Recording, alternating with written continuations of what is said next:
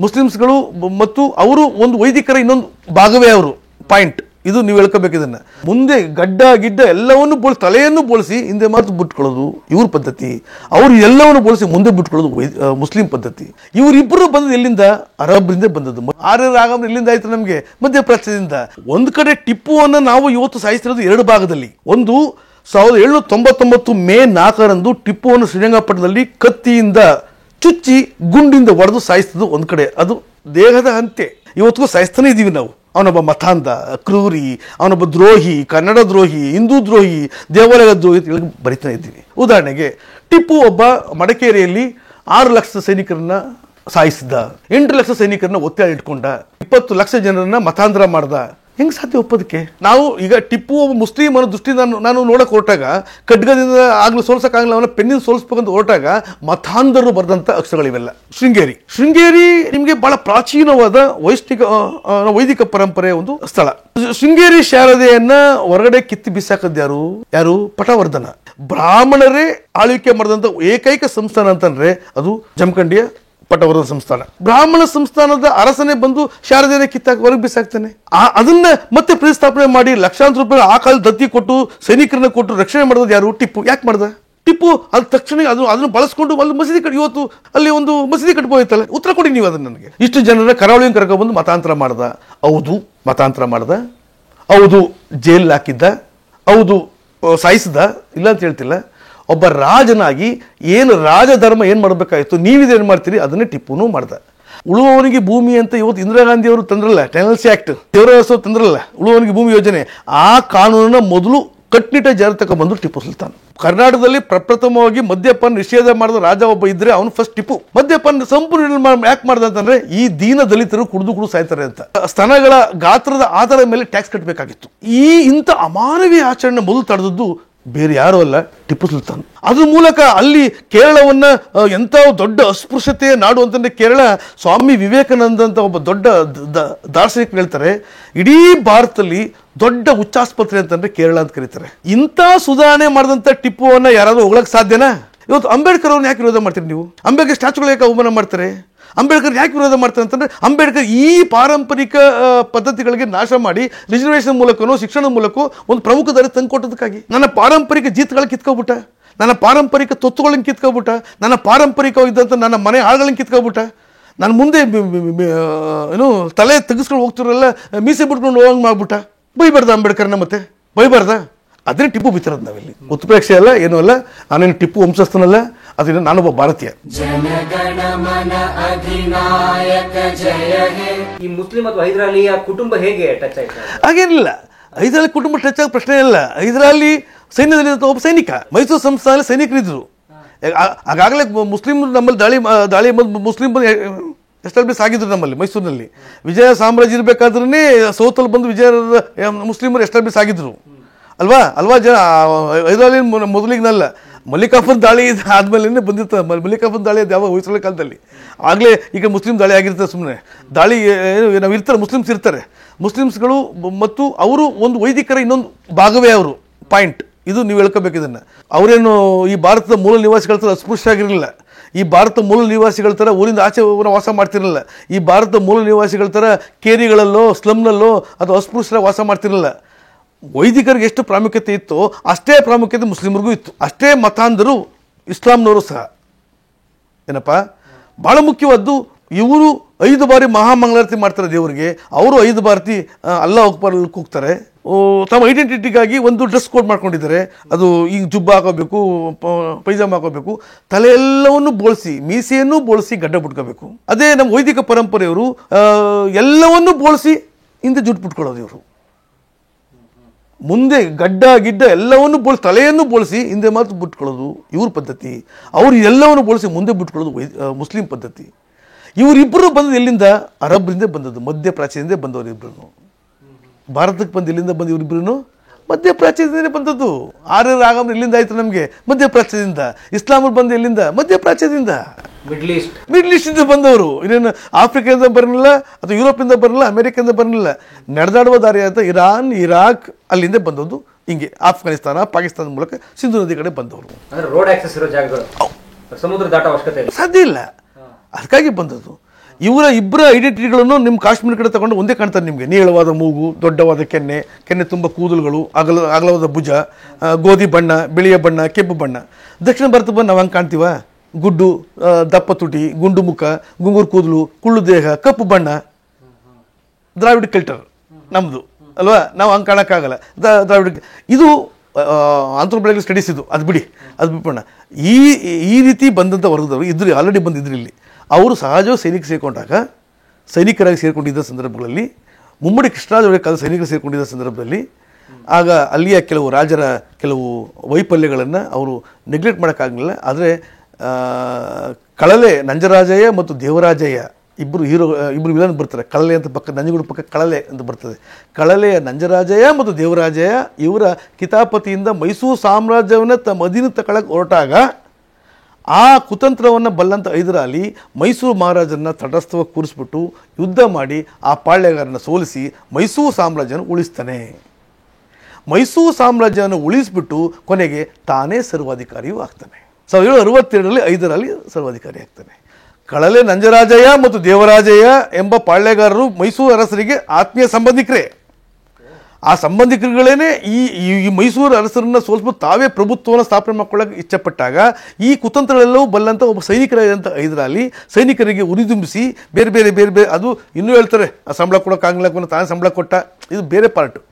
ಆದರೆ ಎಲ್ಲ ತುಂಬಿಸಿ ಕೊನೆಗೆ ಮೈಸೂರು ಮಹಾರಾಜನ್ನೇ ಗೃಹ ಬಂಧನದಲ್ಲಿ ಇಟ್ಟು ಅಂತ ನೀವು ಕುದುರೆ ನೀವು ಮಾತಾಡ್ಬಿಡಿ ನೀವು ಅಂತೇಳಿ ಯುದ್ಧ ಮಾಡಿ ಅವ್ರನ್ನ ಸೋಲಿಸಿ ಪ್ರಭುತ್ವ ಉಳಿಸ್ತಾ ಕೊನೆಗೆ ಏನು ಮಾಡ್ದ? ಇಷ್ಟೆಲ್ಲ ಮಾಡಿದ ಮೇಲೆ ಜನ ಬೆಂಬಲ ಸಿಗ್ತಲ್ಲ, ತಾನೇ ಸರ್ವಾಧಿಕಾರಿ ಆತ.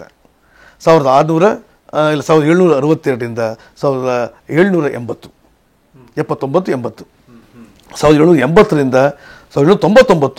ಟಿಪ್ಪು ರಾಜನಾಗ್ತಾನೆ. ಆಗ ಒಂದನೇ ಮೈಸೂರು ಒಪ್ಪಂದ ಆಗುತ್ತೆ. ಎರಡನೇ ಮೈಸೂರು ಒಪ್ಪಂದಕ್ಕೆ ಆಗಬೇಕು ಅನ್ನೋ ಸಂದರ್ಭದಲ್ಲಿ ಮಂಗಳೂರು ಒಪ್ಪಂದ ಆಗಬೇಕಾಗುತ್ತೆ.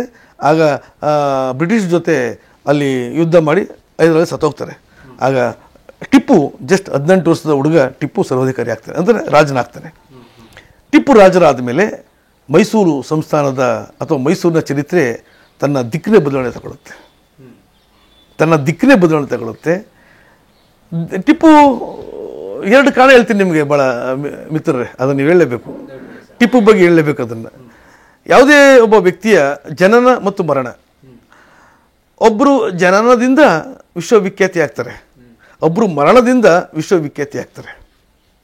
ಅದರಲ್ಲಿ ಟಿಪ್ಪು ಇಬ್ಬರು ತಗೋಬೇಕು. ನನಗೆ ಬಾಬಾ ಸಾಹೇಬ್ ಅಂಬೇಡ್ಕರ್ ಅವರು ಜನನದಿಂದ ವಿಶ್ವವಿಖ್ಯಾತರಾದರು, ಟಿಪ್ಪು ಮರಣದಿಂದ ವಿಶ್ವವಿಖ್ಯಾತರಾದ. ಅಂಬೇಡ್ಕರ್ ಅವರು ಜನನ ಆದದ್ದು, ಆ ಸಂದರ್ಭ, ಆ ಭಾರತದ ಸಂದರ್ಭಗಳು, ಅವರ ಮನೆತನ, ಅವರ ಜಾತಿ ವ್ಯವಸ್ಥೆ, ಆ ಜಾತಿಯ ಸಂಕುಲಲ್ಲಿ ಬೆಳೆದು ಬಂದದ್ದು, ಕೊನೆಗೆ ಇಷ್ಟೆಲ್ಲ ಸಾಧನೆ ಮಾಡಿ ಬಾಬಾ ಸಾಹೇಬರು ಆದದ್ದು ಪುನಃ ವಿವರಿಸ ಇಲ್ಲಿ ಬೇಕಾಗಿಲ್ಲ. ಅದದ್ದು ನಮ್ಮ ಮುಂದಿರುವಂಥ ವಸ್ತು. ಒಬ್ಬ ಪಾಳ್ಯಗಾರ ನಮ್ಮ ವಂಶಸ್ಥಲು ಒಬ್ಬ ಸರ್ವಾಧಿಕಾರಿ ಮಗನಾಗಿ ಹುಟ್ಟಿ ಬೆಳೆದು ಕೊನೆಗೆ ಇಡೀ ಭಾರತದ ಪ್ರಭುತ್ವ, ಇಡೀ ಭಾರತವನ್ನೇ ತನ್ನ ಕೈಗೆ ತಗೊಳ್ಳೋಕೆ ಪ್ರಯತ್ನಪಟ್ಟಂಥ ಟಿಪ್ಪು ಭಾರತ 1600ರಲ್ಲಿ ಬಂದು ಇಡೀ ಭಾರತವನ್ನು 100 ವರ್ಷದಲ್ಲಿ ಇಡೀ ಭಾರತವನ್ನೇ ಆಕ್ರಮಣ ಮಾಡಿಕೊಂಡಂತ. ಅಂತಂದರೆ ಇಡೀ ಭಾರತ ಅಂದರೆ ಇವತ್ತಿನ ಭಾರತ ಅಲ್ಲ, ಭರತಖಂಡವನ್ನು, ಇವತ್ತಿನ ಬರ್ಮಾ, ಇವತ್ತಿನ ಟಿಬೇಟ್, ಇವತ್ತಿನ ಮೈನ್ಮಾರ್, ಇವತ್ತಿನ ಪಾಕಿಸ್ತಾನ, ಇವತ್ತಿನ ಆಫ್ಘಾನಿಸ್ತಾನ, ಇವೆಲ್ಲವೂ ಭಾರತವೇ, ಶ್ರೀಲಂಕಾ. ಅದಕ್ಕಾಗಿ ನಾವು ಹಿಂದೆ ಭಾರತದಲ್ಲಿ ಓದೋದನ್ನವಾಗ ನಾವು ಏಷ್ಯಾದಲ್ಲೇ ಭಾರತ ಉಪಖಂಡ ಅಂತ, ಇವತ್ತಲ್ಲ, ಇವತ್ತೊಂದು ದೇಶ ಅಷ್ಟೇ, ಇದೆಲ್ಲವೂ ಭಾರತವೇ ತಾನೆ. 1947ಕ್ಕೂ ಮುಂಚೆ ಪಾಕಿಸ್ತಾನ ಇತ್ತಾ? ಅದು ಭಾರತ ತಾನೆ. ಇಷ್ಟೆಲ್ಲವೂ ಆಳ್ವಿಕೆ ಮಾಡಿದಂಥ ಈ ಬ್ರಿಟಿಷರಿಗೆ ಒಬ್ಬನೇ ಒಬ್ಬ ಸಿಂಹ ಸ್ವಪ್ನಾಗಿದ್ದ ಅವನು ಟಿಪ್ಪುವನ್ನು ಸೋಲಿಸದ ಹೊರತು ಅವನ್ನ ಇಡೀ ಈ ಭರತಖಂಡ ಆಳ್ವಿಕೆ ಮಾಡ್ತೀನಿ ಹೇಳ್ಕೊಳ್ಳೋಕ್ಕೆ ಬ್ರಿಟಿಷರಿಗೆ ಅಧಿಕಾರ ಇರಲಿಲ್ಲ. ಯಾಕಂದರೆ ಟಿಪ್ಪು ಮೈಸೂರು ಸಂಸ್ಥಾನಕ್ಕೆ ಮಾತ್ರ ರಾಜ ಆಗಿರಲಿಲ್ಲ, ಆ ಟಿಪ್ಪು ಹೈದರಾಬಾದ್ ಸಂಸ್ಥಾನವನ್ನು ವಶಪಡಿಸ್ಕೊಂಡಿದ್ದ. ಈ ಕಡೆ ಶಾಹು ಮಹಾರಾಜರ ಆಳ್ವಿಕೆ ಇದು ಎಲ್ಲವೂ ಬಾಂಬೆ ಶಿವಾಜಿ ಆಳ್ವಿಕೆವರೆಗೂ ವಶಪಡಿಸ್ಕೊಂಡಿದ್ದ. ಇಡೀ ಕರಾವಳಿ, ಕರ್ನಾಟಕ ಕನ್ಯಾಕುಮಾರಿವರೆಗೂ ವಶಪಡಿಸ್ಕೊಂಡಿದ್ದ. ಕರಾವಳಿ ಫುಲ್ ಕೈಯಲ್ಲಿತ್ತು. ಮತ್ತು ಕೃಷ್ಣಗಿರಿ, ತಂಜಾವೂರು ಇವೆಲ್ಲವೂ ಟಿಪ್ಪು ಕೈಲಿತ್ತು. ಅಂದರೆ ಇಡೀ ದಕ್ಷಿಣ ಭಾರತವೇ ಕೈಲಿತ್ತು ಅವನಿಗೆ. ಸಣ್ಣ ಸಂಸ್ಥಾನ ಬಿಟ್ಟರೆ ಕೃಷ್ಣಗಿರಿ ದೊಡ್ಡದಾಗಿ ಗೊತ್ತಲ್ಲ ನೀವು. ಕೃಷ್ಣಗಿರಿ ಆಗ್ಬೋದು, ಅಕ್ಕಲಕೋಟೆ, ಇಲ್ಲ ಟೆಂಕಣಕೋಟೆ, ಕೃಷ್ಣಗಿರಿ, ಆ್ಯಂಡ್ ದೆನ್ ಭಾಳ ಮುಖ್ಯವಾಗಿ ನಿಮಗೆ ಅದು ತಂಜಾವೂರು. ಈ ಕಡೆ ಬಂದರೆ ನಿಮ್ಗೆ ಕೊಂಕಣ ಪೂರ್ತಿ ನಿಮಗೆ ವೆಲ್ಲೂರು ಗಿಲ್ಲೂರು ಎಲ್ಲ ಪೂರ್ತಿ ಕೇರಳ, ಕೊಚ್ಚಿನವರೆಗೂ, ಇನ್ನು ಕರ್ನಾಟಕ ಮುಂಬೈವರೆಗೂ, ಮತ್ತು ನಮ್ಮ ಹೈದರಾಬಾದ್ ಸಂಸ್ಥಾನ ಪೂರ್ತಿ ಎಲ್ಲ ಸಂಸ್ಥಾನನೂ ವಶಪಡಿಸ್ಕೊಂಡಿದ್ದವನು ಟಿಪ್ಪು. ಇಲ್ಲಿ ನಮ್ಮ ಬಿಜಾಪುರ ಸುಲ್ತಾನರು ಎಲ್ಲರೂ ಟಿಪ್ಪು ಕೆಲ ಬಂದು ಬಿದ್ದೋದ್ರ ಕಡೆ.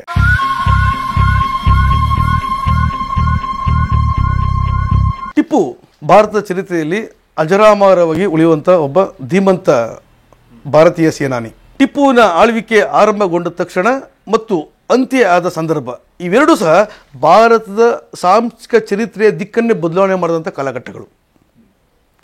ಟಿಪ್ಪು ಆಳ್ವಿಕೆ ಮಾಡಿದಾಗ ಮೈಸೂರು ಸಂಸ್ಥಾನದ ಚರಿತ್ರೆ ವಿವಿಧ ನೆಲೆಯ ಭಿನ್ನ ಭಿನ್ನ ವ್ಯಾಖ್ಯಾನಗಳಿಗೆ ಒಳಪಟ್ಟ ಸಂದರ್ಭ. ಟಿಪ್ಪು ಸತ್ತ ಮೇಲೆ ಇಡೀ ಭಾರತದ ಭೂಪಟದ ಚರಿತ್ರೆ ಸಾಂಸ್ಕೃತಿಕವಾಗಿ ಬದಲಾವಣೆಯಾದ ಸಂದರ್ಭ. ಒಂದು ಕಡೆ ಭಾರತೀಯರಿಗೆ, ಉದಾಹರಣೆಗೆ ಮೈಸೂರು ಅರಸರಿಂದ ಆಳ್ವಿಕೆ ಪಡ್ಕೊಂಡಂಥ ಮೈಸೂರು ಒಡೆಯರಿಗೆ ಟಿಪ್ಪುವಿನ ಸಾವು ಸಂಭ್ರಮಾಚರಣೆಯನ್ನು ತಂದುಕೊಟ್ರೆ, ನನಗೆ ಇಡೀ ಭರತಖಂಡವನ್ನು ಆಳ್ವಿಕೆ ಮಾಡುವಂಥ ತಾಕತ್ ಸಿಗ್ತಲ್ಲ ಅಂತ ಹೇಳುವಂಥ ಬ್ರಿಟಿಷರಿಗೆ ಒಂದು ಕಡೆ ಸಂಭ್ರಮಾಚರಣೆ. ಈ ಎರಡೂ ಸಂಭ್ರಮಾಚರಣೆ ಸಿಗಬೇಕು ಅಂತಂದರೆ ಯಾರೋ ಒಬ್ಬರು ದುಃಖ ಆಗಿರಬೇಕಲ್ಲ. ಆ ದುಃಖದ ಸಂಕೇತವೇ ಟಿಪ್ಪು. ಭಾಳ ಮುಖ್ಯವಾಗಿ ಹೇಳ್ತೀನಿ ಕೇಳಿ, ಇಬ್ಬರಿಗೂ ಮಾತ್ರ ಸಾಹಿತ್ಯ ಗೊತ್ತಿತ್ತು ಆವಾಗ, ಇಬ್ಬರಿಗೆ ಮಾತ್ರ. ಒಂದು ವಸಾಹತುಶಾಹಿಗಳಿಗೆ, ಇನ್ನೊಂದು ಭಾರತ ವೈದಿಕರಿಗೆ. ಇವರಿಬ್ಬರು ಬರೆದದ್ದೇ ಚರಿತ್ರೆ ಅದು ಹೊರತು ಭಾರತೀಯ ಮೂಲ ನಿವಾಸಿಗಳು ಬರೆಯೋದು ಗೊತ್ತಿರಲಿಲ್ಲ, ಇವ್ರು ಚರಿತ್ರೆ ನಿರ್ಮಾಣ ಮಾಡೋದು ಗೊತ್ತಿರಲಿಲ್ಲ, ದುಡಿದೊಂದೊಂದು ಬಿಟ್ಟು. ಹಾಗಾಗಿ ಭಾರತದ ಚರಿತ್ರೆಯನ್ನು ಬರೆದಂಥ ವೈದಿಕ ಶಾಹಿ ಚರಿತ್ರೆ ಆಗಲಿ ಅಥವಾ ಟಿಪ್ಪುವ ವಿರುದ್ಧ ಭಾರತೀಯರನ್ನು ಎತ್ತಿ ಕಟ್ಟಲು ಬರೆದಂಥ ಬ್ರಿಟಿಷರ ಚರಿತ್ರೆ ಆಗಲಿ, ಇವೆರಡೂ ಸಹ ಆ ಸಂದರ್ಭದಲ್ಲಿ ಟಿಪ್ಪುವನ್ನು ಪೆನ್ನಿಂದ ಸಾಯಿಸಿದ್ವು. ಒಂದು ಕಡೆ ಟಿಪ್ಪುವನ್ನು ನಾವು ಇವತ್ತು ಸಾಯಿಸ್ತಿರೋದು ಎರಡು ಭಾಗದಲ್ಲಿ. ಒಂದು 1799 ಮೇ 4ರಂದು ಟಿಪ್ಪುವನ್ನು ಶ್ರೀರಂಗಪಟ್ಟಣದಲ್ಲಿ ಕತ್ತಿಯಿಂದ ಚುಚ್ಚಿ ಗುಂಡಿಂದ ಹೊಡೆದು ಸಾಯಿಸಿದ್ದು ಒಂದು ಕಡೆ, ಅದು ದೇಹದ ಅಂತ್ಯ. ಆದರೆ ಅವತ್ತು ಪೆನ್ನಿಂದ ಸಾಯಿಸಿದಂಥ ಆ ಜನ ಇವತ್ತಿಗೂ ಸಾಯಿಸ್ತಾನೇ ಇರ್ತಾರೆ, ಇವತ್ತಿಗೂ ಸಾಯಿಸ್ತಾನೇ ಇದ್ದೀವಿ ನಾವು. ಅವನೊಬ್ಬ ಮತಾಂಧ, ಕ್ರೂರಿ, ಅವನೊಬ್ಬ ದ್ರೋಹಿ, ಕನ್ನಡ ದ್ರೋಹಿ, ಹಿಂದೂ ದ್ರೋಹಿ, ದೇವಾಲಯ ದ್ರೋಹಿ ಅಂತ ಹೇಳಿ ಬರಿತಾನೆ ಇದ್ದೀವಿ. ಬ್ರಿಟಿಷರು ಜಾಣರು. ಭಾರತಕ್ಕೆ ಬ್ರಾಹ್ಮಣರು ಬ್ರಾಹ್ಮಣ್ಯವನ್ನು ಪ್ರಚಾರ ಮಾಡಿದರೆ ಇಡೀ ಪ್ರಪಂಚಕ್ಕೆ ಬ್ರಾಹ್ಮಣರು ಮತ್ತು ಬ್ರಾಹ್ಮಣ್ಯ ಪ್ರಚಾರ ಮಾಡಿದವರು ಯುರೋಪ್ನವರು. ಭಾರತಕ್ಕೆ ಬ್ರಾಹ್ಮಣರು ಬ್ರಾಹ್ಮಣ್ಯವನ್ನು ಪ್ರಚಾರ ಮಾಡಿ ಬ್ರಾಹ್ಮಣತ್ವದ ಮೂಲಕ ಪ್ರಭುತ್ವವನ್ನು ತಗೊಳ್ಳೋಕೆ ಪ್ರಯತ್ನ ಪಟ್ಟರೆ ಇಡೀ ಪ್ರಪಂಚವನ್ನೇ ಆಳ್ವಿಕೆ ಮಾಡೋಕ್ಕೆ ಹೊರಟಂಥ ಈ ಯುರೋಪ್ನ ಬಿಳಿಯರು, ಆ ಬಿಳಿಯರು ಪ್ರಪಂಚದ ಬ್ರಾಹ್ಮಣರು, ಅವರ ತತ್ವ ಸಿದ್ಧಾಂತವು ಪ್ರಪಂಚದ ಬ್ರಾಹ್ಮಣ್ಯವನ್ನು ಪ್ರಚಾರ ಮಾಡುವುದು. ಅದಕ್ಕಾಗಿಯೇ ಇಲ್ಲಿಯ ನಮ್ಮ ಪ್ರಾಚೀನ ಕಾವ್ಯಗಳು ಯಾರು ಕೇಂದ್ರೀಕೃತವಾಗಿ ಬರೆದ್ರು ಹಂಗೆ ಬ್ರಿಟಿಷರು ಬಂದು ಭಾರತದಲ್ಲಿ ಬರೆದಂಥ ಸಾಹಿತ್ಯವು ಅದೇ ಕೇಂದ್ರೀಕೃತವಾದಂಥ ಸಾಹಿತ್ಯವೇ. ಆಗ ಟಿಪ್ಪು ಅಂತ ಒಬ್ಬ ವ್ಯಕ್ತಿಯನ್ನು ಸೋಲಿಸಲು ಎರಡು ಥರದ ವಸ್ತು, ಒಂದು ಪ್ರಭುತ್ವ ಸೋಲಿಸಲು ಕತ್ತಿ, ಜನರಿಂದ ಸೋಲಿಸಲು ಸಾಹಿತ್ಯ. ಆ ಸಾಹಿತ್ಯದಲ್ಲಿ ಏನು ಮಾಡಿದ್ರು, ಟಿಪ್ಪುವನ್ನು ಒಬ್ಬ ಮತಾಂಧ ಅಂತ ಕರೆದ್ರು, ಕ್ರೂರಿ ಅಂತ ಕರೆದ್ರು, ಅನ್ಯಾಯಕಾರ ಅಂತ ಕರೆದ್ರು, ಕನ್ನಡ ದ್ರೋಹಿ ಅಂತ ಕರೆದ್ರು, ಎಲ್ಲ ಬರ್ಕೊಟ್ರು. ಟಿಪ್ಪು ಖಂಡಿತ ಅಲ್ವೇ ಅಲ್ಲ, ಸಾಕ್ಷಿ ಬೇಕಲ್ಲಪ್ಪ. ಟಿಪ್ಪು ನಿಜವಾದ ಟಿಪ್ಪು ಮಾಮೂಲಿ ಒಬ್ಬ ರಾಜ ಹೆಂಗಿರ್ತಾನೋ ಹಾಗೆ ತನ್ನ ಆಳ್ವಿಕೆಯನ್ನು ಮಾಡ್ಕೊ ಬಂದ. ಅವನ ಆಳ್ವಿಕೆ ಕಾಲದಲ್ಲಿ ಪ್ರಭುತ್ವವನ್ನು ಹೆಂಗೆ ವಿಸ್ತರಣೆ ಮಾಡಬೇಕಾಯಿತೋ ಆ ವಿಸ್ತರಣೆ ಮಾಡೋದಕ್ಕೆ ರಾಜ ತತ್ವ ಸಿದ್ಧಾಂತ ಏನಿತ್ತೋ ಅದನ್ನೇ ಪಾಲಿಸ್ಕೊಬಂದ ಅವನು. ಅದನ್ನೇ ಪಾಲಿಸ್ಕೊಬಂದ. ನನ್ನ ಕಣ್ಣು ಕಾಮಾಲೆ ಆಗಿದೆ ಅಂತ ನಾನು ನೋಡೋದ್ರಲ್ಲಿ ಅರಿಷ್ಟ ಮಾಡ್ಕೊಳಕ್ಕಾಗಲ್ಲ. ನನಗೆ ಇವತ್ತು ಭಾರತೀಯ ಧರ್ಮದ ದೃಷ್ಟಿಕೋನ ನೋಡಿದಾಗ ಟಿಪ್ಪು ಎಲ್ಲ ಸಾಧನೆಗಳು ಕಾಮಾಲೆ ಕಾಣುತ್ತೆ. ಆದರೆ ಒಬ್ಬ ಚರಿತ್ರೆ ವಿದ್ಯಾರ್ಥಿಯಾಗಿ ನಾನು ಅದನ್ನ ಸತ್ಯ, ನಿಷ್ಠೆ, ಸಂಶೋಧನಾತ್ಮಕ ಹಿನ್ನೆಲೆಯಿಂದ ನಾನು ನೋಡಬೇಕಾಗುತ್ತೆ. ನನಗೆ ಯಾವುದೇ ಥರದ ಧರ್ಮ ಬೇಕು, ಜಾತಿ ಬೇಕು, ರಾಷ್ಟ್ರ ಬೇಕು, ಭಾಷೆ ಬೇಕು, ಆದರೆ ಎಲ್ಲಕ್ಕೂ ಒಬ್ಬ ವಿಲನ್ ಆಗಿಟ್ಟು ನಾನು ನೋಡುವ ದೃಷ್ಟಿಕೋನ ನನಗೆ ಬೇಕಾಗಿಲ್ಲ. ನನಗೆ ಮಾಹಿತಿಗಳ ಪ್ರಕಾರ ಹುಡುಕ್ತಾ ಹೋಗ್ಬೇಕಾಗುತ್ತೆ ನಾವು. ಉದಾಹರಣೆಗೆ ಟಿಪ್ಪು ಒಬ್ಬ ಮಡಿಕೇರಿಯಲ್ಲಿ 6 ಲಕ್ಷ ಸೈನಿಕರನ್ನ ಸಾಯಿಸಿದ್ದ, 8 ಲಕ್ಷ ಸೈನಿಕರನ್ನ ಒತ್ತಾಯ ಇಟ್ಕೊಂಡ, 20 ಲಕ್ಷ ಜನರನ್ನ ಮತಾಂತರ ಮಾಡ್ದ. ಹೆಂಗೆ ಸಾಧ್ಯ ಒಪ್ಪೋದಕ್ಕೆ? ಇವತ್ತಿಗೂ ಸಹ ಕೊಡಗು, ಇವತ್ತು ವಿರಾಜಪೇಟೆ, ಸೋಮವಾರಪೇಟೆ, ಮಡಿಕೇರಿ ಈ 3 ಜಿಲ್ಲೆಗಳಿರುವ ಜನಸಂಖ್ಯೆಯನ್ನು ಆಧಾರದ ಮೇಲೆ ಒಂದು MP ಸೀಟ್ ಕೊಡೋಕ್ಕಾಗಲಿಲ್ಲ ಅದಕ್ಕೆ. ಇವತ್ತಿಗೂ ನಾವು ಟುಡೇ ಅದಕ್ಕೆ ನಾವೇನು ಮಾಡ್ತೀವಿ, ಮೈಸೂರು ಲೋಕಸಭೆ ಸೇರಿಸ್ಕೊಂಡಿವಿ ಅದನ್ನು ನಾವು. ಎಷ್ಟು ಜನಸಂಖ್ಯೆ ಇದೆ ಅದು? ಎಷ್ಟಿದೆ? ಒಂದು 5 ಲಕ್ಷ 6 ಲಕ್ಷ. ಇವತ್ತಿಗೂ ಜನಸಂಖ್ಯೆ ಇರಬೇಕಾದ್ರೆ ಟಿಪ್ಪು ಕಾಲದಲ್ಲಿ ಎಷ್ಟು ಜನಸಂಖ್ಯೆ ಇತ್ತು? ಒಂದು 50,000 ಇತ್ತು ಅಷ್ಟೇ. ಈ 50,000 ಜನಸಂಖ್ಯೆ ನೀವು ಹೇಳೋದೇನು ಮಡಿಕೇರಿಯಲ್ಲಿ 8 ಲಕ್ಷ 6 ಲಕ್ಷ 20 ಲಕ್ಷ ಅಂತ ಹೇಳಿದ್ರೆ ಯಾರು ಕರೆದಿದ್ದನ್ನು? ಸ್ವಾತಂತ್ರ್ಯ ಬಂದಾಗ ಭಾರತದ ಜನಸಂಖ್ಯೆ ಎಷ್ಟು ಸ್ವಾಮಿ? ಕೇವಲ 38 ಕೋಟಿ 1947. ಇವತ್ತಿನ ಪಾಕಿಸ್ತಾನ ಹೊರತುಪಡಿಸಿ ಭಾರತದ 1799 ಅದು 1760 60 70 80 ಎಷ್ಟು ಕೋಟಿ ಇತ್ತು. ಇವತ್ತು ಮೈಸೂರು ಸಂಸ್ಥಾನ ಜನಸಂಖ್ಯೆ ಎಷ್ಟಿತ್ತು ಹಾಗಾದ್ರೆ? 20 ಕೋಟಿ ಇತ್ತ? ಯಾವ ಆಧಾರ ಮೇಲೆ ಬರೆದ್ವಿ ನಾವು ಮತ್ತೆ ಇದೆಲ್ಲ ನಾವು?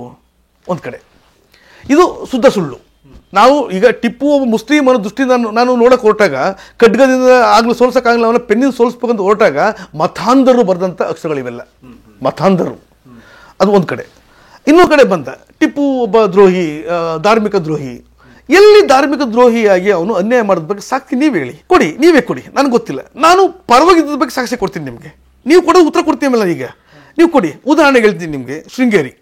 ಶೃಂಗೇರಿ ನಿಮಗೆ ಭಾಳ ಪ್ರಾಚೀನವಾದ ವೈದಿಕ ಪರಂಪರೆಯ ಒಂದು ಸ್ಥಳ. ಶೃಂಗೇರಿ ಶಾರದೆ ಅಂತ ಅದು ಜಗತ್ ಪ್ರಸಿದ್ಧವಾದಂತು. ಶೃಂಗೇರಿ ಶಾರದೆಯನ್ನು ಹೊರಗಡೆ ಕಿತ್ತಿ ಬಿಸಾಕದ್ದು ಯಾರು? ಪಟವರ್ಧನ ರಾಜ ಯಾರು? ಕರ್ನಾಟಕವನ್ನು ಆಳ್ವಿಕೆ ಮಾಡಿದ ಏಕೈಕ ಅಂತಂದರೆ ಜಮಖಂಡಿ ಅರಸ, ಜಮಖಂಡಿಯ ಪಾಳ್ಯಗಾರ ಪಟವರ್ಧನ ಅಂತ.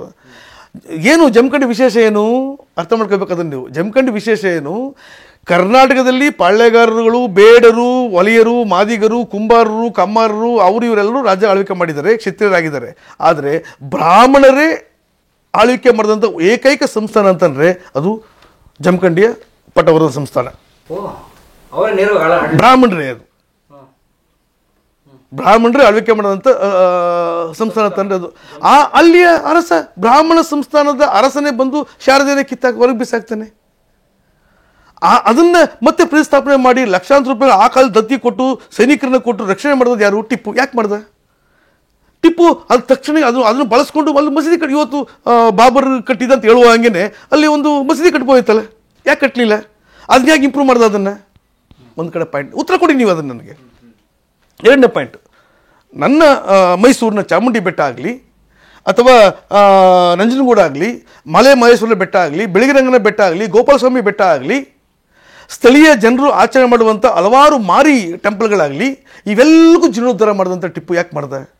ಅದೆಲ್ಲ ನಾಶ ಮಾಡಿ ಎಲ್ಲಾದರೂ ಸೌತ್ ಮೈಸೂರು ಶ್ರೀರಂಗಪಟ್ಟಣ ಸುತ್ತಮುತ್ತ ಆಗಲಿ ಅಥವಾ ಅವನ ಆಳ್ವಿಕೆ ಪ್ರದೇಶದಲ್ಲಾಗಲಿ ಎಲ್ಲಾದರೂ ಆ ಕಾಲದಲ್ಲಿ ಕೋಮು ಗಲಭೆ ಆದದಕ್ಕೆ ಸಾಕ್ಷಿ ಇದೆಯಾ? ಹಿಂದೂ ಮತ್ತು ಮುಸ್ಲಿಂ ಅಂತ ಹೇಳ್ಕೊಂಡು ಕೋಮು ಗಲಭೆ ಆದದಕ್ಕೆ ಸಾಕ್ಷಿ ಚರಿತ್ರೆ ದಾಖಲೆ ಇದೆಯಾ? ಎಲ್ಲರೂ ಇದೆಯಾ? ಎಲ್ಲೂ ಇಲ್ಲ. ನೀವು ಹೇಳಿ, ನೀವು ಎಲ್ಲರೂ ಇದೆಯಾ? ಎಲ್ಲವೇ ಇಲ್ಲ. ಆದರೆ ನೀವೇನು ಮಾಡಿದ್ರಿ? ಅವನು ಮತಾಂತರ ಮಾಡ್ದ, ಇಷ್ಟು ಜನರ ಕರಾವಳಿಯನ್ನು ಕರ್ಕೊಬಂದು ಮತಾಂತರ ಮಾಡ್ದ. ಹೌದು, ಮತಾಂತರ ಮಾಡ್ದ. ಹೌದು, ಜೈಲ್ ಹಾಕಿದ್ದ. ಹೌದು, ಸಾಯಿಸಿದ. ಇಲ್ಲ ಅಂತ ಹೇಳ್ತಿಲ್ಲ. ಒಬ್ಬ ರಾಜನಾಗಿ ಏನು ರಾಜಧರ್ಮ ಏನು ಮಾಡಬೇಕಾಗಿತ್ತು, ನೀವಿದೇನು ಮಾಡ್ತೀರಿ ಅದನ್ನೇ ಟಿಪ್ಪುನೂ ಮಾಡ್ದ. ಅದನ್ನು ನೀವು ಟಿಪ್ಪುವನ್ನು ಅದನ್ನು ನೀವು ಮುಸ್ಲಿಂ ಅನ್ನೋ ಕಾರಣಕ್ಕಾಗಿ ವಿರೋಧ ಮಾಡ್ತೀರಿ, ಬೇರೆ ಕಾರಣಕ್ಕಾಗಿ ಅದನ್ನು ನೀವು ಹಿಂದುತ್ವದ ಕಾರಣದಿಂದ ಅದನ್ನು ವಿರೋಧ ಮಾಡ್ತೀರಿ. ಯಾಕೆ ಟಿಪ್ಪು ಯಾಕೆ ಅವ್ರನ್ನ ಮತಾಂತರ ಮಾಡ್ದ? ಅಲ್ಲಿ ಭಾಳ ಮುಖ್ಯವಾಗಿ ನಿಮಗೆ ಕ್ರೈಸ್ತರಲ್ಲಿ ಎರಡು ವಿಧಗಳು. ಒಂದು ಪ್ರೊಟೆಸ್ಟೆಂಟ್ ಕ್ರೈಸ್ತರು, ಇನ್ನೊಂದು ಕ್ಯಾಥೋಲಿಕ್ ಕ್ರೈಸ್ತರು. ಪ್ರೊಟೆಸ್ಟೆಂಟ್ ಕ್ರೈಸ್ತರು ಜರ್ಮನಿ ಕ್ರೈಸ್ತರು, ಕ್ಯಾಥೋಲಿಕ್ ಕ್ರೈಸ್ತರು ಇಂಗ್ಲೆಂಡ್ ಕ್ರೈಸ್ತರು, ಇಂಗ್ಲೆಂಡ್ ಬಂದವರು. ಪ್ರೊಟೆಸ್ಟೆಂಟ್ ಕ್ರೈಸ್ತರ ಮುಖ್ಯ ಉದ್ಯೋಗ ಏನು ಅಂತಂದರೆ ಭಾಳ ಮುಖ್ಯ, ಅವರು ಸಮಾಜ ಸೇವೆ. ಈ ಟೈಲ್ಸ್ ಟೇಬಲ್ಗಳನ್ನ ಸ್ಟಾಪ್ ಮಾಡ್ಕೊಂಡು ಅವರು ಕುಷ್ಠರೋಗ ನಿರ್ಮೂಲನೆ ಮಾಡೋದು, ಶಿಕ್ಷಣ ಕೊಡೋದು, ಈ ಥರ ಮಾಡಿ ಕೊನೆಗೆ ಅವರು ಮತಾಂತರವನ್ನು ಮತ ಪ್ರಚಾರ ಮಾಡುವುದು.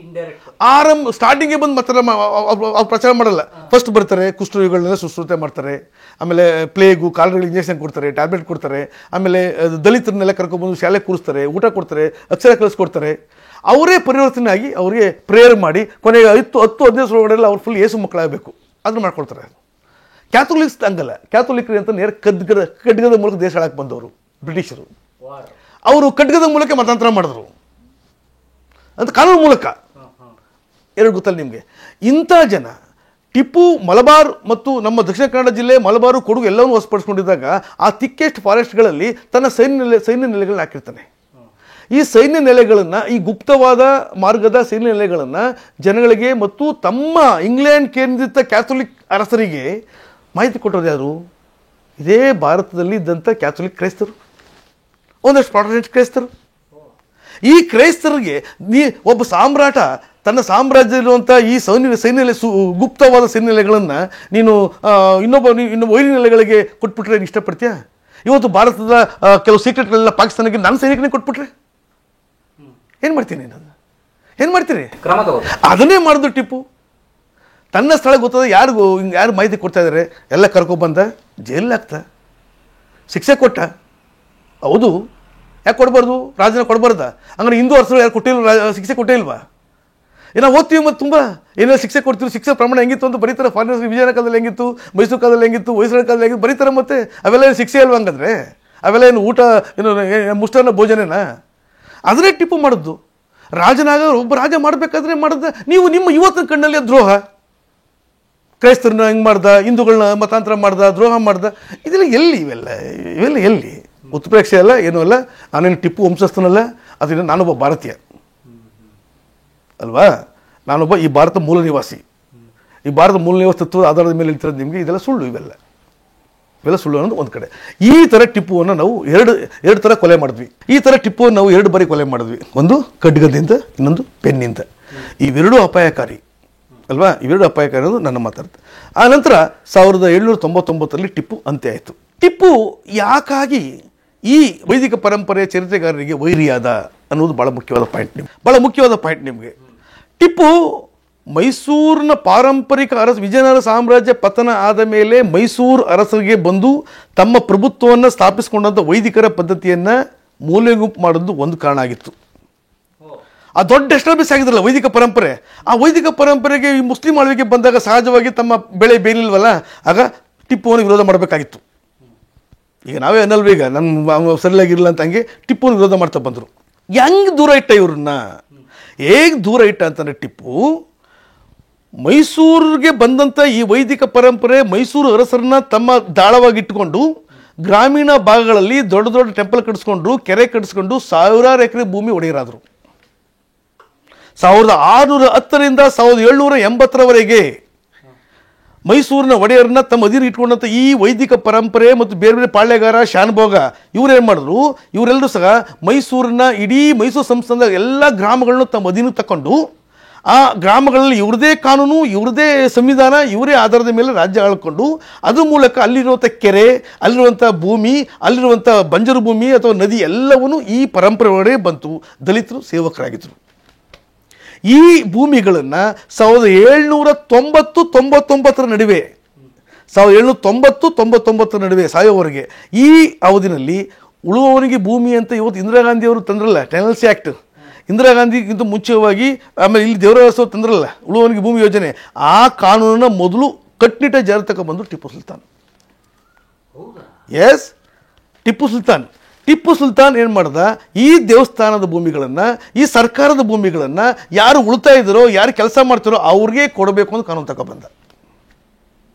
ಅದರಲ್ಲಿ ಭಾಳ ಮುಖ್ಯವಾಗಿ ನಿಮಗೆ ನನ್ನ ಊರೇ ಸಾಕ್ಷಿ. ಅದಕ್ಕೆ ಮೈಸೂರು ಜಿಲ್ಲೆಯ ಟಿ ನರಸೀಪುರ ತಾಲೂಕಿನ ಸೋಸಲೆ ಗ್ರಾಮದ ನನ್ನ ದಲಿತ ಜನಾಂಗದವರಿಗೆ ಭೂಮಿ ಸಿಗುವುದೇ 1793ರಿಂದ ಈಚೆಗೆ.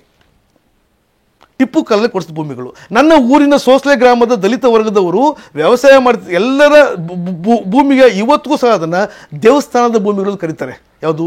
ನರಸೀಪುರದ ಗುಂಜು ನರಸಿಂಹಸ್ವಾಮಿ ಟೆಂಪಲ್ ಭೂಮಿ, ಸೋಮನಾಥಪುರದ ಕೇಶವ ಟೆಂಪಲ್ ಭೂಮಿ, ಸೋಸಲೆ ವನ್ನದೇವಿ ಟೆಂಪಲ್ ಕೊಟ್ಟಂಥ ಭೂಮಿ, ಸೋಸಲೆಯ ಕೇಶವ ಟೆಂಪಲ್ ಕೊಟ್ಟಂಥ ಭೂಮಿಗಳು. ಈ ಭೂಮಿಗಳ ಹೆಸರಲ್ಲಿ ಈ ದೇವಸ್ಥಾನದ ಹೆಸರಿದ್ದಂಥ 1000 ಎಕರೆ ಭೂಮಿಗಳನ್ನು ದಲಿತ ವರ್ಗದವರು ಉಳ್ತಾ ಇದ್ರು, ಬೆಳೀತಾ ಇದ್ರು, ತಗೊಂಡು ನಮ್ಗೆ ಗಣಿ ಕೊಡ್ತಾಯಿದ್ರು. ಅವರವರೇ ಕೊಟ್ಟದ್ದು ಟಿಪ್ಪು ಕಾಲದಲ್ಲಿ. ಇಂಥ ಸುಧಾರಣೆ ಮಾಡಿದಂಥ ಟಿಪ್ಪುವನ್ನು ಯಾರಾದರೂ ಹೋಗ್ಲಕ್ಕೆ ಸಾಧ್ಯನಾ? ಸಾಧ್ಯ ಅಂದರೆ ನೀವು ಹೇಳ್ಬಿಡಿ ಹೌದು ಅಂತ. ಕೊನೆಗೆ ಏನು ಮಾಡಿದ್ರು? ಟಿಪ್ಪುವನ್ನು ಕತ್ತಿಡ್ಕೊಂಡು ಯುದ್ಧ ಮಾಡೋಕ್ಕಾಗಲ್ಲ, ಬರೆದ್ರು. ದೊಡ್ಡ ಶಕ್ತಿನೇ ಅದು. ಎಸ್, ಒಂದು ಕಡೆ. ಎರಡದು ಭಾಳ ಮುಖ್ಯವಾಗಿ ಆ ಸಂದರ್ಭದಲ್ಲೇ ಶಿಕ್ಷಣಕ್ಕೆ ಒತ್ತು ಕೊಟ್ಟ ಮತ್ತು ಕುಡಿಯುವ ಡ್ರಿಂಕ್ಸ್ ಮದ್ಯಪಾನಕ್ಕಾಗಿ ಅವನು ತುಂಬ ಅವಾಯ್ಡ್ ಮಾಡ್ದ. ಕರ್ನಾಟಕದಲ್ಲಿ ಪ್ರಪ್ರಥಮವಾಗಿ ಮದ್ಯಪಾನ ನಿಷೇಧ ಮಾಡಿದ ರಾಜ ಒಬ್ಬ ಇದ್ದರೆ ಅವನು ಫಸ್ಟ್ ಟಿಪ್ಪು. ಮದ್ಯಪಾನ ಸಂಪೂರ್ಣ ಯಾಕೆ ಮಾಡ್ದ ಅಂತಂದರೆ ಈ ದೀನ ದಲಿತರು ಕುಡಿದು ಸಾಯ್ತಾರೆ ಅಂತ. ಎರಡನೇದು ಭಾಳ ಮುಖ್ಯವಾಗಿ ನಿಮ್ಗೆ ಗೊತ್ತು, ನಿಮಗೆ ಅಸ್ಪೃಶ್ಯ ದೇವಾಲಯ ಪ್ರವೇಶ ಮತ್ತು ಅಸ್ಪೃಶ್ಯ ಕೆರೆ ನೀರು ಮುಟ್ತಿರೋದು ಈ ಸಂಬಂಧಪಟ್ಟಂಗೆ ಭಾಳ ಅವೇರ್ನೆಸ್ ಮೂಡಿಸುವುದು ಟಿಪ್ಪುವೇ. ದೇವಾಲಯ ಪ್ರವೇಶಗಳಿಗೂ ಪ್ರವೇಶ ಮಾಡಿಕೊಡ್ತಾನೆ. ಯಾವ ಆಧಾರದ ಮೇಲೆ ಮಾಡ್ತಾನೆ ಅಂತಂದ್ರೆ ಅವನು ಮಲಬಾರ್ಗೆ ಹೋಗಿ ಮಲಬಾರ್ನಲ್ಲಿ ನಾಯರ್ಗಳು ಮಾಡ್ತಿದ್ದಂಥ ಅಮಾನವೀಯ ಆಚರಣೆ ವಿರುದ್ಧ ಅವನು ಬೇಸರ ಮಾಡಿಕೊಂಡು, ಉದಾಹರಣೆಗೆ ನಾಯರ್ಗಳು ಕೇರಳದ ಹೆಣ್ಮಕ್ಳುಗಳು ಸೊಂಟದ ಮೇಲ್ಗಡೆ ಬಟ್ಟೆ ಹಾಕೊಳ್ಳೋಂಗಿರಲಿಲ್ಲ ಒಂದು. ಎರಡನೇದು ಸೊಂಟದ ಅವರ ಸ್ತನಗಳ ಗಾತ್ರದ ಆಧಾರದ ಮೇಲೆ ಟ್ಯಾಕ್ಸ್ ಕಟ್ಟಬೇಕಾಗಿತ್ತು. ದಾಖಲೆ ಇದೆ, ಅವೆಲ್ಲ ದಾಖಲೆ ಇದೆ. ಇಂಥ ಅಮಾನವೀಯ ಆಚರಣೆ ಮೊದಲು ತಡೆದದ್ದು ಬೇರೆ ಯಾರೂ ಅಲ್ಲ, ಟಿಪ್ಪು ಸುಲ್ತಾನ್. ಅದ್ರ ಮೂಲಕ ಅಲ್ಲಿ ಕೇರಳವನ್ನು ಎಂಥ ದೊಡ್ಡ ಅಸ್ಪೃಶ್ಯತೆಯ ನಾಡು ಅಂತಂದರೆ ಕೇರಳ. ಸ್ವಾಮಿ ವಿವೇಕಾನಂದ ಅಂತ ಒಬ್ಬ ದೊಡ್ಡ ದಾರ್ಶನಿಕರು ಹೇಳ್ತಾರೆ, ಇಡೀ ಭಾರತದಲ್ಲಿ ದೊಡ್ಡ ಹುಚ್ಚಾಸ್ಪತ್ರೆ ಅಂತಂದರೆ ಕೇರಳ ಅಂತ ಕರೀತಾರೆ. ಯಾಕಂದರೆ ಕೇರಳ ಅಂಥ ಒಂದು ಅಸ್ಪೃಶ್ಯತೆಯನ್ನು ರಕ್ಷಣೆ ಮಾಡುವ, ಪೋಷಿಸುವ, ಮುಂದಿನ ಜನಾಂಗಕ್ಕೆ ಕೊಂಡೊಯ್ಯುವ ಕೊಂಪೆ ಅದು ಆಯಿತಾ. ಅಂಥ ನಾಡನ್ನು ಆಳುವಾಗ ಟಿಪ್ಪು ಇದೆಲ್ಲ ಬದಲಾವಣೆ ತಗೊಬರ್ತಾನೆ. ಈ ಬದಲಾವಣೆ ಆಧಾರದ ಮೇಲೆ ತನ್ನ ಸುತ್ತಮುತ್ತ ಶ್ರೀರಂಗಪಟ್ಟಣ ಸುತ್ತಮುತ್ತ ಪ್ರದೇಶಗಳಲ್ಲೂ ಅಲ್ಲೂ ಅದನ್ನು ಅಪ್ಲೈ ಮಾಡ್ತಾನೆ. ಭಾಳ ಮುಖ್ಯವಾಗಿ ನಿಮಗೆ ಪರಮೇಶ್ವರ್, ಇದು ಭಾಳ ಇಂಪಾರ್ಟೆಂಟ್. ನಿಮಗೆ ಇದು ಯಾವ ಆಧಾರ ಹೇಳ್ತೀನಿ ನಿಮಗೆ ಅಂತಂದರೆ, ನನ್ನ ಸ್ವಂತ ಸಂಶೋಧನೆ, ನನ್ನ ಊರಿನ ಭಾಗ ಹೇಳ್ತೀನಿ ನಿಮಗೆ. ಟಿಪ್ಪು ಇಡೀ ಆಳ್ವಿಕೆ ಮಾಡಿದ್ರು ಸಹ, ಅವನ ಬಗ್ಗೆ ಸಾಹಿತ್ಯ ಇದೆಲ್ಲ ಸೃಷ್ಟಿಯಾಗಿದ್ರು ಸಹ, ಪರ ವಿರೋಧ ಸೃಷ್ಟಿಯಾಗಿದ್ರು ಸಹ, ಜನ ಕಾಮನ್ ಪೀಪಲ್ ಬರೆಯೋದು ಗೊತ್ತಿರಲಿಲ್ಲ. ಆದರೆ ಸೋಸಲೆ, ಚಿಕ್ಕಬಾಗಿಲು, ದೊಡ್ಡ ಬಾಗಿಲು, ಪುರಿಗಾಲಿ, ನರಿಪುರ, ತಲಕಾಡು, ಗರಗೇಶ್ವರಿ, ನರಸೀಪುರ ಮತ್ತು ಮಾದಾಪುರ, ಮೂಗೂರು, ಈ ಭಾಗಗಳಲ್ಲಿ ಟಿಪ್ಪು ಲಾವಣಿಗಳು ಸಿಗ್ತವೆ. ಬುಕ್ ಬಂದಿದೆ. ನಮ್ಮ ಹಳೆಮನೆ ಲಿಂಗದೇವರು ಹಳೆಮನೆಯವರು ಟಿಪ್ಪು ಲಾವಣಿಗಳಂತ ಪುಸ್ತಕ ಸಂಗ್ರಹ ಮಾಡಿಲ್ವಾ? ನೀವು ಓದಿಲ್ಲ ನೀವು? ಟಿಪ್ಪು ಲಾವಣಿಗಳ ಸಂಗ್ರಹ ಮಾಡಿದ್ದಾರೆ. ಅದು ಯಾರಾಡದ್ದು? ಎಲ್ಲ ಯಾರಾಡದ್ದು? ಜನರು. ಯಾವ ಜನರು? ಟಿಪ್ಪುವಿಂದ ಭೂಮಿಯನ್ನು ಪಡ್ಕೊಂಡವರು. ಅವ್ರಿಗೆ ಬರೆಯಕ್ಕೆ ಗೊತ್ತಿರಲಿಲ್ಲ, ಹೇಳ್ಕೊಂಡ್ರು ಬಾಯಿನಲ್ಲಿ. ಏನಪ್ಪ, ಅವ್ರು ಬರೆಯೋದು ಗೊತ್ತಿತ್ತು, ಬರ್ಕೊಂಡ್ರು. ಇವ್ರಿಗೆ ಬರೆಯಕ್ಕೆ ಗೊತ್ತಿರಲಿಲ್ಲ, ಆದರೆ ಹೇಳ್ಕೊಂಡ್ರು. ಆ ಲಾವಣಿಗಳಿವೆ ಸಾಕ್ಷಿ. ಈಗ ಟಿಪ್ಪುವನ್ನ ಈ ಜನ ಯಾವತ್ತೂ ವಿರೋಧ ಮಾಡಲೇ ಇಲ್ಲ. ಅನ್ನ ಕೊಟ್ಟವನ್ನ ಆ ಜನ ವಿರೋಧ ಮಾಡಿದ್ರು, ಅನ್ನ ಕಿತ್ಕೊಂಡ ಅಂತ. ಸಹಜತನ ಚರಿತ್ರೆಯಲ್ಲಿ ಇದು. ಈಗ ನಿಮ್ಗೆ ಯಾವ ಚರಿತ್ರೆ ಬೇಕೀಗ? ಅನ್ನ ಕೊಟ್ಟವನ ಚರಿತ್ರೆ ಬೇಕೋ, ಅನ್ನ ಕಿತ್ಕೊಂಡ ಅಂತ ಹೇಳುವವರ ಚರಿತ್ರೆ ಬೇಕೋ? ಇದು ನಮ್ಮ ಚರಿತ್ರೆ ಮೂಲ ಧಾತು. ಅದಾಯ್ತಾ? ಇದು ಒಂದು ಕಡೆ. ಇಷ್ಟೆಲ್ಲ ಸಾಮಾಜಿಕ ಕೆಲಸ ಮಾಡಿದ್ನ ಟಿಪ್ಪು. ಮತಾಂತರ ಮಾಡಿದ್ನ? ಖಂಡಿತ ಇಲ್ಲ. ನನ್ನ ಭಾಗದಲ್ಲಿ, ನನ್ನ ಊರಿನ ಭಾಗದಲ್ಲಿ ತಗೊಂಡ್ರು ನಿಮಗೆ ಯಾವ ಊರಿನಲ್ಲೂ ಸಹ ಟಿಪ್ಪು ನಮ್ಮ ಊರಲ್ಲಿ ಬಂದು ಮತಾಂತರ ಮಾಡೋದು ಹೇಳೋದೇ ಇಲ್ಲ. ಬಟ್ ಜನ ಮತಾಂತರ ಆದರೂ ಆಗ. ಯಾಕೆ? ಅನ್ನ ಕೊಟ್ಟವನಿಗೆ ಈಗ ನಮ್ಮ ಊರಲ್ಲಿ ದಲಿತರು, ಬೇರೆ ಬೇರೆ ಜಾತಿಯವರು ಒಂದು 50 ಮನೆ ಇದ್ದರೆ ಒಬ್ಬ ಮುಸ್ಲಿಂ ಆಗ್ಬಿಟ್ಟ. ನಾವು ಭೂಮಿ ಕೊಟ್ರಪ್ಪ ನಮಗೆ ಅಂತ. ನನ್ನ ಊರಲ್ಲಿ ಸೋಸಲೆ ಜ್ಞಾಪಿಟ್ಕೊಳ್ಳಿ ಇದನ್ನು. ನನ್ನ ಊರಲ್ಲಿ ಟಿಪ್ಪು 6 ಕುಟುಂಬ ಟಿಪ್ಪು ಕಾಲದಲ್ಲಿ ಮುಸ್ಲಿಂ ಧರ್ಮಕ್ಕೆ ಮತಾಂತರ, ಅದಕ್ಕಾಗಿ ಬಲವಂತ ಮತಾಂತರ ಅಲ್ಲ, ಭೂಮಿ ಕೊಟ್ಟ ಮತಾಂತರ. ಅದಕ್ಕಾಗಿ ನನ್ನ ಊರಿನಲ್ಲಿ ಟಿಪ್ಪುವಿನೇ ಅಡಿಗಲ್ಲು ಹಾಕಿ ಉದ್ಘಾಟನೆ ಮಾಡಿ ಕಟ್ಟಿಸಿದಂಥ ಮಸೀದಿ ಇವತ್ತಿಗೂ ಇದೆ. ಸೋಸಲೆ ಮಸೀದಿ ಟಿಪ್ಪು ಉದ್ಘಾಟನೆ ಮಾಡಿ ಕಟ್ಟಿಸಿರೋ ಮಸೀದಿ. ಶಾಸನ ಇದೆ, ನಾನು ಬರೆದೀನಿ ಅದನ್ನು. ನಾನು ಇದೆ ರೀ, ಶಾಸನ ಇದೆ, ಪರ್ಷಿಯನ್ ಭಾಷೆಯಲ್ಲಿ, ಉರ್ದು ಭಾಷೆಯಲ್ಲಿ ಇದೆ. ನಾನು ಇದೆ, ಸುಳ್ಳು ಹೇಳ್ತೀನಿ ನಿಮಗೆ, ಇವೆಲ್ಲ ಇದೆ. ಬಟ್ ಎಲ್ಲೋ ನಮ್ಮಲ್ಲಿ ಟಿಪ್ಪು ಹಿಂಗೆಲ್ಲ ಮಾಡ್ದ, ನಮ್ಮನೆ ಆಚೆ ಇಟ್ಟಿದ್ದ, ಇನ್ನೊಬ್ರು ಯಾವುದೂ ಇಲ್ಲ. ಅದೇ ಹೇಳ್ದೆ ನಿಮಗೆ, ಯಾವ ಪಾರಂಪರಿಕ ಹಕ್ಕನ್ನು ಕಿತ್ಕೊಂಡು ಇನ್ನೊಬ್ರು ಕೊಟ್ಟರು, ಪರಂಪರೆ ಕಿತ್ಕೊಂಡ್ಮೇಲೆ. ಈಗ ಇನ್ನೂ ಸಣ್ಣ ಉದಾಹರಣೆ ಕೊಡ್ತೀನಿ ನಿಮಗೆ, ಅದು ರೆಕಾರ್ಡ್ ಆಗಲಿ ಬೇಕಾದ್ರೆ. ಇವತ್ತು ಅಂಬೇಡ್ಕರ್ ಅವ್ರನ್ನ ಯಾಕೆ ವಿರೋಧ ಮಾಡ್ತೀರಿ ನೀವು? ಅಂಬೇಡ್ಕರ್ ಸ್ಟ್ಯಾಚುಗಳು ಯಾಕೆ ಅವಮಾನ ಮಾಡ್ತಾರೆ? ಅಂಬೇಡ್ಕರ್ ಯಾಕೆ ವಿರೋಧ ಮಾಡ್ತಾರೆ ಅಂತಂದರೆ, ಅಂಬೇಡ್ಕರ್ ಈ ಪಾರಂಪರಿಕ ಪದ್ಧತಿಗಳಿಗೆ ನಾಶ ಮಾಡಿ ರಿಸರ್ವೇಷನ್ ಮೂಲಕನೋ ಶಿಕ್ಷಣದ ಮೂಲಕ ಒಂದು ಪ್ರಮುಖ ದಾರಿ ತಂದು ಕೊಟ್ಟೋದಕ್ಕಾಗಿ.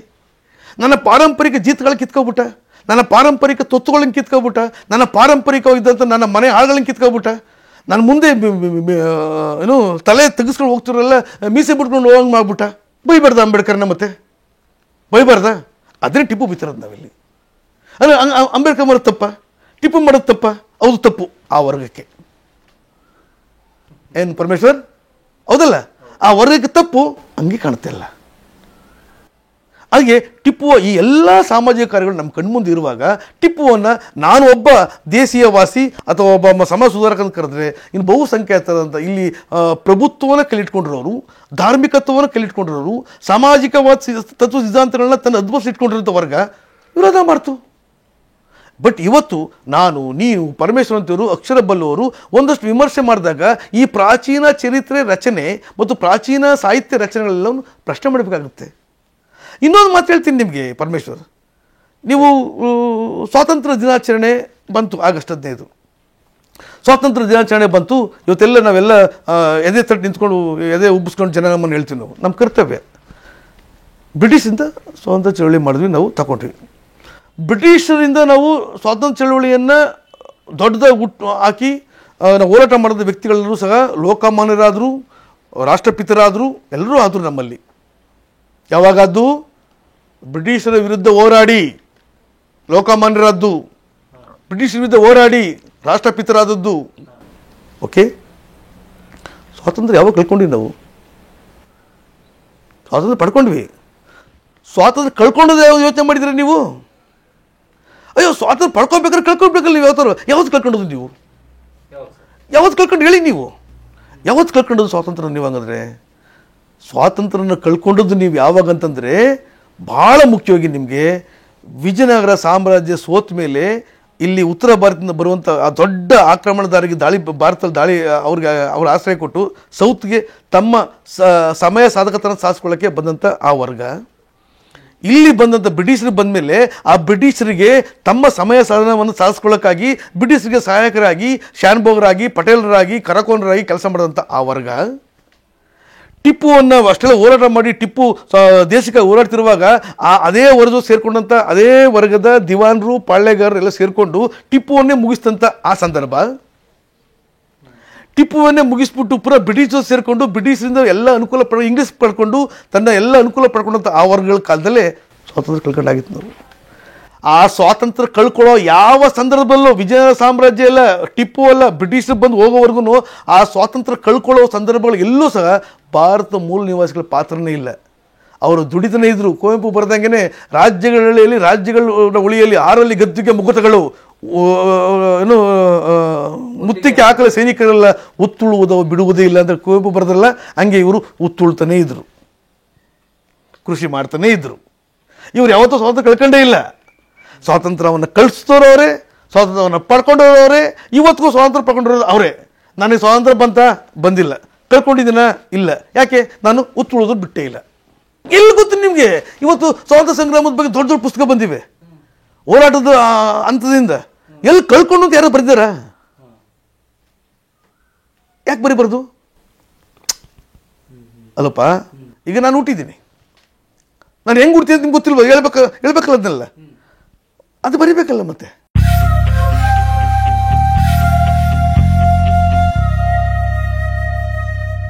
ಕಲಾ ಮಾಧ್ಯಮದ ಎಲ್ಲಾ ಎಪಿಸೋಡುಗಳು ನಿಮಗೆ ಸಿಗಬೇಕು ಅಂತಂದ್ರೆ ಕಲಾ ಮಾಧ್ಯಮ ಯೂಟ್ಯೂಬ್ ಚಾನೆಲ್ನ ಸಬ್ಸ್ಕ್ರೈಬ್ ಮಾಡಿ, ಬೆಲ್ ಐಕಾನ್ನ ಕ್ಲಿಕ್ ಮಾಡಿ, ತಪ್ಪದೇ ಮಾಡಿ. ಈ ವಿಡಿಯೋ ನೋಡಿದ್ದಕ್ಕೆ ನಿಮಗೆ ತುಂಬಾ ಧನ್ಯವಾದಗಳು. ಪುಸ್ತಕಗಳನ್ನ ಓದು ಮನಸ್ಸನ್ನ ಅರಳಿಸುತ್ತೆ, ಬುದ್ಧಿಯನ್ನು ಚುರುಕು ಮಾಡುತ್ತೆ, ಕಾಣದ ಹೊಸಲೋಕವನ್ನು ಪರಿಚಯಿಸುತ್ತೆ. ಹಾಗಾಗಿ ಓದುವ ಸಂಸ್ಕೃತಿ ಹೆಚ್ಚಾಗ್ಲಿ. ಧನ್ಯವಾದ.